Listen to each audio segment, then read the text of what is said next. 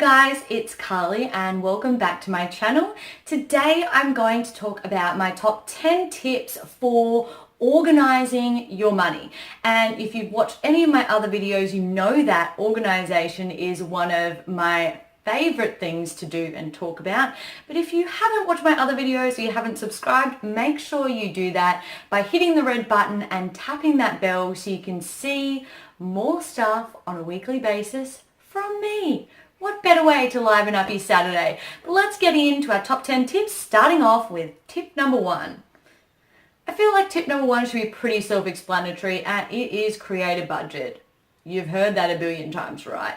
But how about you actually do that? Physically write down on paper, what do you get paid each week or each fortnight? Now start deducting some of the expenses that you know are going to happen, such as rent, shopping, petrol. What about those things that come in on a monthly basis, such as your phone or internet bill? How can you separate those into weekly or fortnightly chunks so that you're making sure that you're stashing enough money away each pay to accommodate those bills that are going to come in? Tip number 2 is to track your spending. I'm with the Commonwealth Bank, and one of the things that I love about their app is that when I log into my page and go to each of my accounts, it tells me what I've spent the most on that month. It really gives me a good idea of where my money's going. And it's fine if I've spent the most on travel or bills, because travel's fun and bills, well, they're not fun, but they've got to happen. But if I've spent the most on food or shopping, then it causes me to take a little second look at where I've been that month and maybe start to rein in my spending a little bit. Particularly if you're a card person, you can just be tapping and paying all the time and get to the end of the month and not really have any idea where your money's gone. So making sure that you're tracking it and keeping a tab of where you intend your money to go each week or each fortnight is a good way so that you're not ending up broke by the end of the fortnight. Tip number 3 is to create a bills forecast. For instance, particularly when it comes to your car or even some of those, bigger bills such as electricity or water that don't come in on a regular basis. Write down when you anticipate your bills to come in and how much it was last time. So for instance, I know to expect my car insurance to come in early March, and last year it was X amount.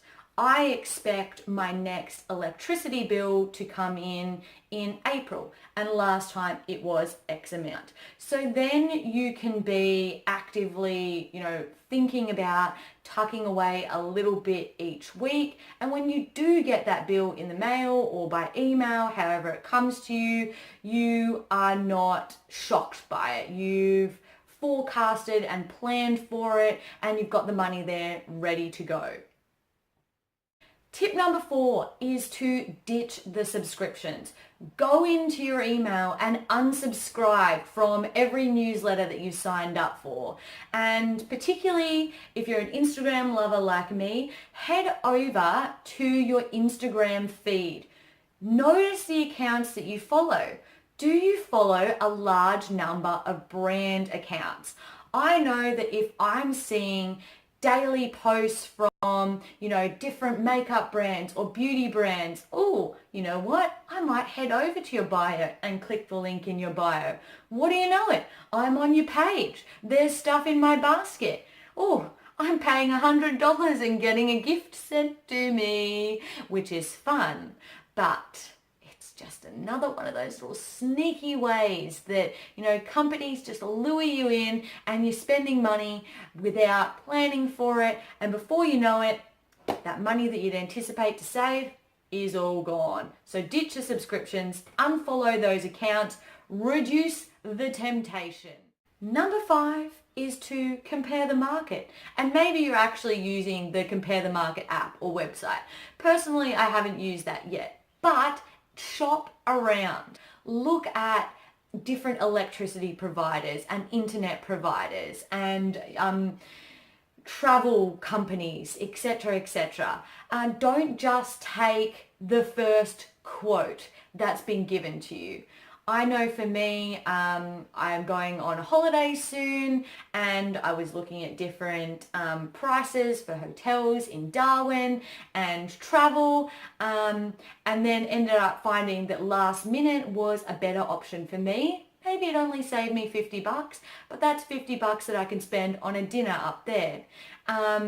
In trying to cheapen my telephone bill, I actually looked into what are some of the plans that people I know are using and found out that my mum just started a new plan that is significantly cheaper than my current one, and I'm actually going to switch my phone provider.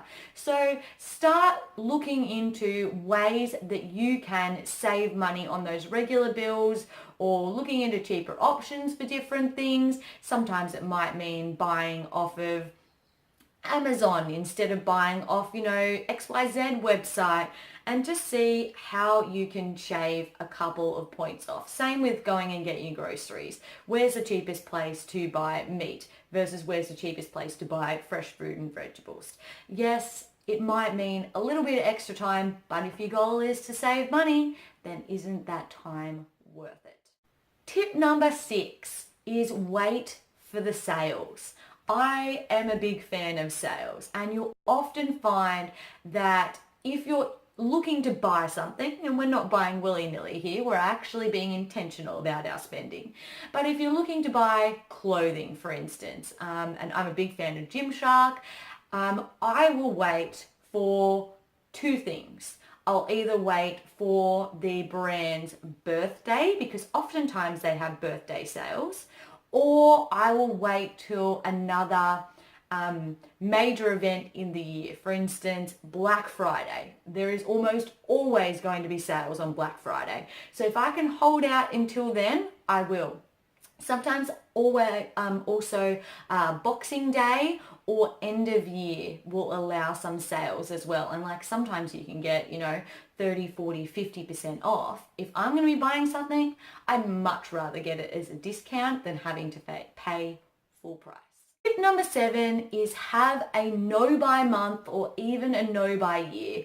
I read the book A Year of Less about this girl Kate, and she was undertaking a little bit of a no-buy challenge. She was able to save significantly more in that year just by being conscious of her spending and limiting unnecessary spending.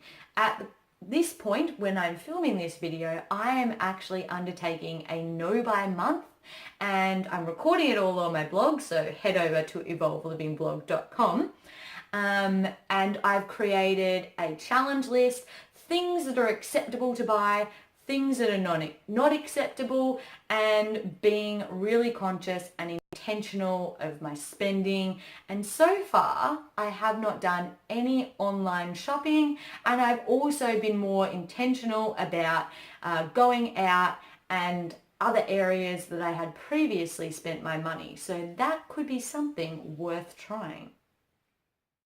Number 8 is to adopt a minimalist philosophy. If you haven't already, check out The Minimalist on Netflix. And there are a ton of minimalism videos on YouTube, including some on my channel. Make sure to check out. Basically, it's all about being mindful of your accumulation of stuff and being a really conscious consumer. Remember that things do not buy you happiness. So if you are going to buy stuff, start by thinking, do I need it or do I just want it? Can I borrow it? Can I repurpose something?